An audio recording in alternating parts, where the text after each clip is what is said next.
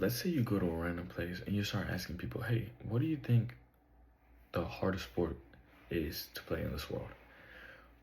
Now, a lot of people might say a sport like football, a lot of basketball, hockey, boxing, gymnastics, which are all very valid. Valid choices. But let's do something first. Let's imagine something. You have to run, but not just run. Sprint, change directions quickly, jump, defend with and without a ball, attack with and without a ball, while also predicting all the actions of the other players around you, while also keeping enough energy to last for 90 minutes. This is what soccer players have to do for every match. Now, my name is Santiago Gonzalez, and I'm going to explain why I believe soccer is one of, if not the hardest sport to play in this world, and why it is so misunderstood. Now, soccer demands a lot of physical activity, lots of physical activity. Like David Bloomfield states in his article from 2007 called Physical Demand of Elite Soccer Players, he states that every soccer player, or the average soccer player, runs around 10 to 12 kilometers per game. Now that translates to an amount of 7 to 6 miles per game. But this is not just running at the same pace for 7 miles.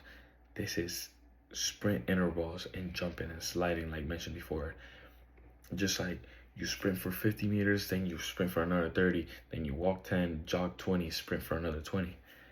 This is definitely very demanding physically. And now it is not just physically, but it's also mentally. Now, like Mark Smith states on his article posted in 2016 called Mental Fatigue and Decision Making in Soccer, he states that this sport requires constant split second decisions due to how much your environment can change in a second in this sport. Now, I could have the ball on this side of the field, and the next second the ball's on the other side of the field with somebody else with the ball. This sport can change so much every second that it needs constant split second decisions. So you need to be ready and have enough energy to make sure your head is in the right place to make the right decisions for every second. Now, I feel like this is what people don't really understand. They just think soccer is just about kicking the ball and chasing after, but it is not. Now, how do we help to solve this misunderstanding? I believe it's just educating people and just making sure they know how demanding the sport is in every way. Now, let's go and let's get a little bit into that. For example, Jens Baxbu, in his article posted in 2010 called Training Principles and Physiological Demands in Soccer, he talks about what this sport requires. It requires a lot of aerobic endurance, a lot of power, a lot of tactical awareness, and a lot of technical skill in between other things. Now, you need a lot of technical skill, for example, to handle the ball, to be able to have the ball and make the right decision with the ball. You need to have a lot of tactical awareness, make sure where your opponents are, make sure where your teammates are, and make sure where you are in the ball. In the field. So you definitely need a lot of those things. Now, you just don't only need that, but like Hugo Armento says in his performative analysis in the men's across soccer positions posted in 2024, you need to know what you're doing for each position.